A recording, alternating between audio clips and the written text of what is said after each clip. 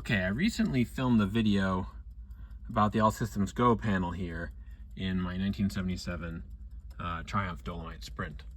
This is a left-hand drive Italian market car that I bought from a fellow in Canada. Now here's the face of the All Systems Go, and it's a neat little thing. Directional beam. I went over that in the other video, but it's got most of your warning lights there.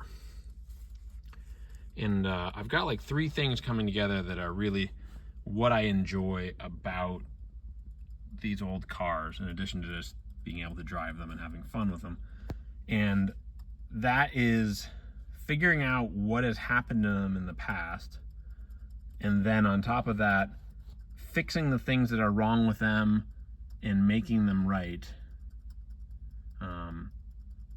And then just also those eureka moments where you get to understand exactly how something works. And so when I bought this car, it was charging very poorly. It would not charge the battery well. And that was because the ignition light was not working. And it turned out that the brown and yellow wire, which goes to the ignition light, the other end of it's right here, the end that's on the alternator, had come disconnected. So I fixed that, and then the ignition light still didn't come on, but this light over here came on. And all of the folks in the British, the British folks who have these cars said that light shouldn't be there. That's been added on by somebody. And I thought, oh, the ignition light stopped working. Somebody added this. And that's what I've been led to believe all along. So I turn the key on, the seatbelt light comes on, I have this light come on. And anyone who knows British cars, when I start the car and the alternator starts charging, that light will go off. But this light over here, which should be the ignition light, which is the one on the side, does not light.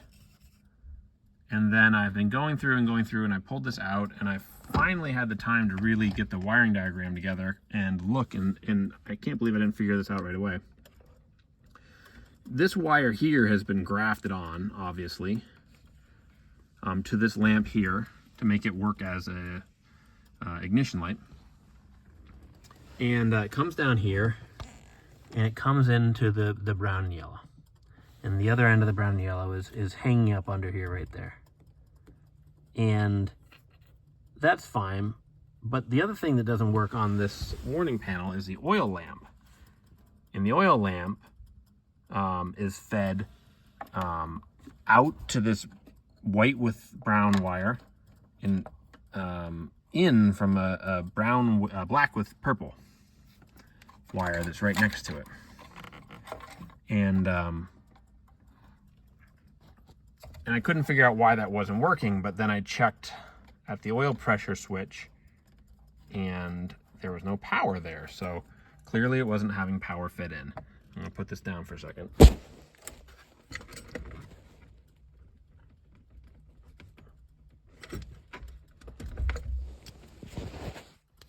My apologies if I don't edit that out. So the first time I had this thing apart, I noticed this. It has this copper wire soldered in place. And if you can see, right there by my thumbnail, there's a break in the trace. At some point, something shorted, and this trace, which carries switched, unfused power on the white circuit, burned that trace. So somebody else then fixed it. So here's my theory with the storytelling as to what happened to this car. And if anyone can tell me the part number for these bulbs, it'll save me from looking it up, because this one's burned out. But this burned out, I'm guessing. That kept the ignition light from working. No ignition light means it won't charge.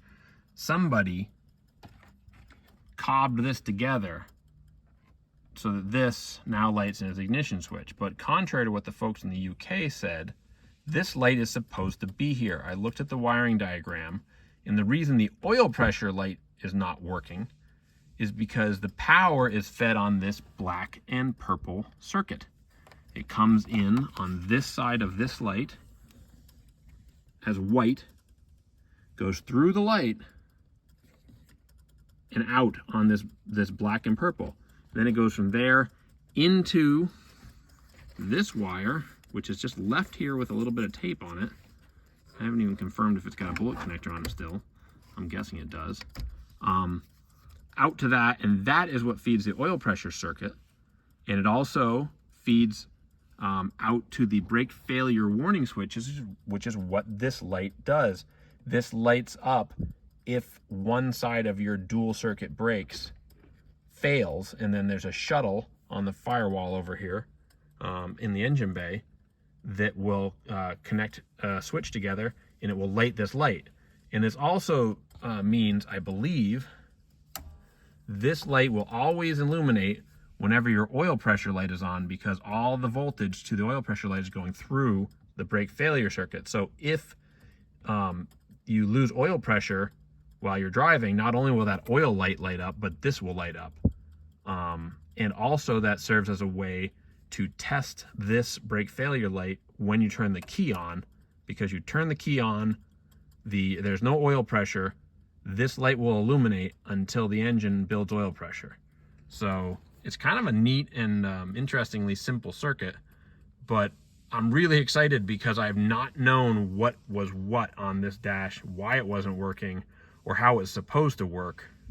And I was kind of bummed because someone had drilled the wood in order to add this light, but it turns out it was the factory that drilled this wood to add that light.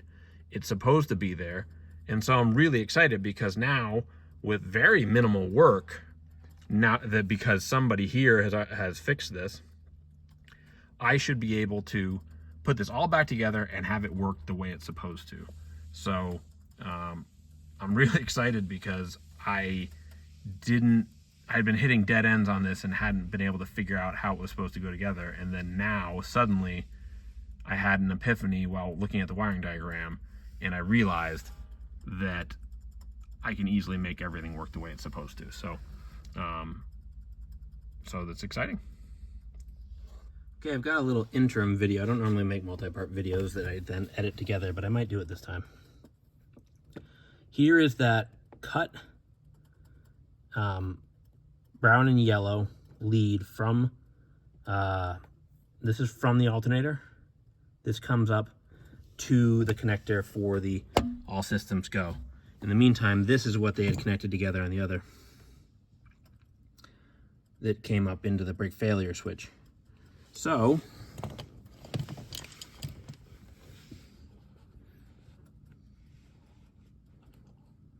if I get some alligator clips from one to the other, and they are fighting me.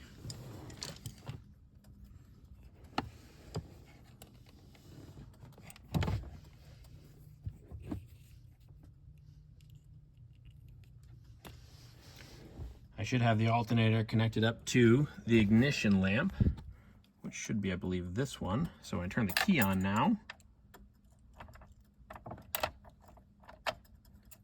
Yep. Now I have fasten belts. I have the brake failure glowing because it's going white through to black purple to here, and then back out the other side to the oil pressure failure. So now I have the oil light working, I have the ignition light working, that's parking brake. And when I start the car, we should get oil pressure causing the oil light to go out, and we should get voltage from the alternator causing that one to go out.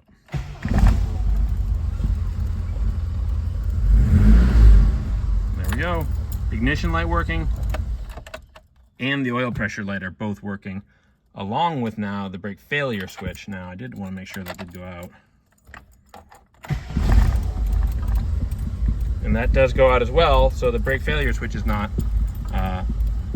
stuck in the failed position either. Now just to put everything back together and remove that extra length of wire.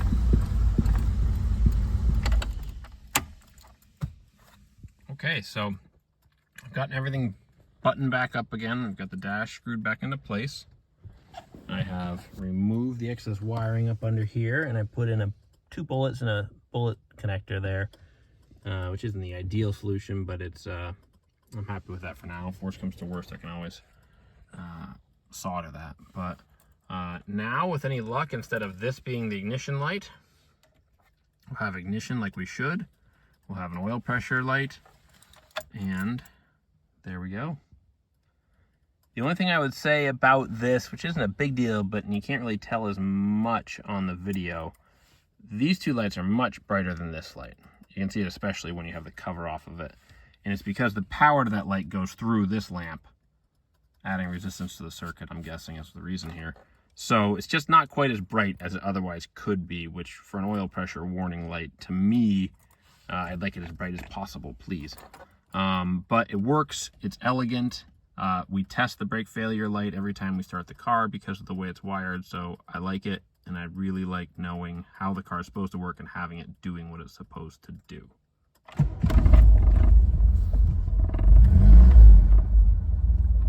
And there we are.